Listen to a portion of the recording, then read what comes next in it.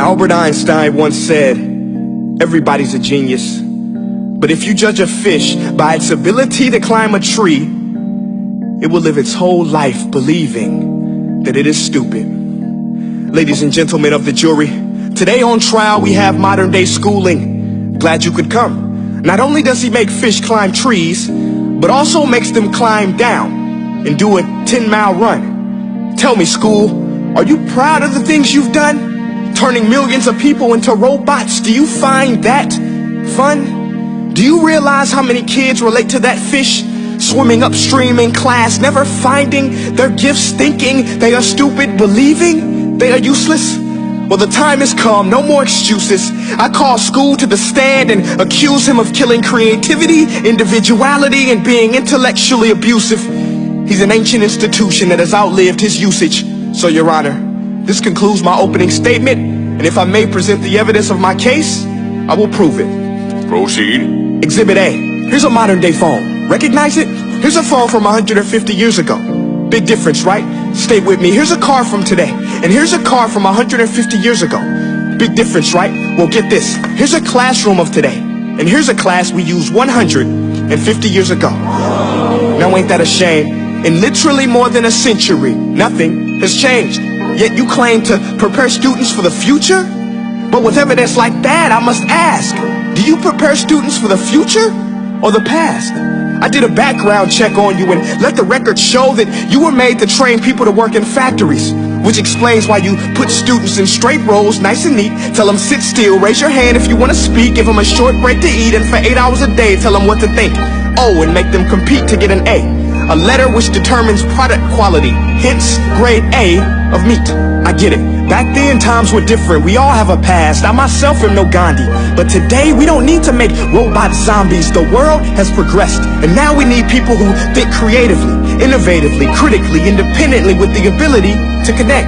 See, every scientist will tell you that no two brains are the same. And every parent with 2 or more children will confirm that claim. So please explain why you treat students like cookie cutter frames or snapback hats, giving them this one-size-fits-all crap. Watch your language. Sorry, Your Honor, but if a doctor prescribed the exact same medicine to all of his patients, the results will be tragic. So many people would get sick, yet when it comes to school, this is exactly what happens, this educational malpractice, where one teacher stands in front of 20 kids, each one having different strengths, different needs, different gifts, different dreams, and you teach the same thing the same way? That's horrific. Ladies and gentlemen, the defendant should not be acquitted. This may be one of the worst criminal offenses ever to be committed. And let's mention the way you treat your employees. Objection. Overruled. I want to hear this. It's a shame. I mean, teachers have the most important job on the planet, yet they're underpaid? No wonder so many students are short-changed. Let's be honest. Teachers should earn just as much as doctors, because a doctor can do heart surgery and save the life of a kid. But a great teacher can reach the heart of that kid and allow him to truly live. See, teachers are heroes that often get blamed, but they're not the problem. They work in a system without many options or rights. Curriculums are created by policymakers, most of which have never taught a day in their life. Just obsessed with standardized tests. They think bubbling in a multiple choice question will determine success. That's outlandish. In fact, these tests are too cruel to be used and should be abandoned, but don't take my word for it. Take Frederick J. Kelly, the man who invented standardized testing, who said, and I quote, "These tests are too cruel to be used and should be abandoned." Ladies and gentlemen of the jury, if we continue down this road, the results will be lethal. I don't have much faith in school, but I do have faith in people.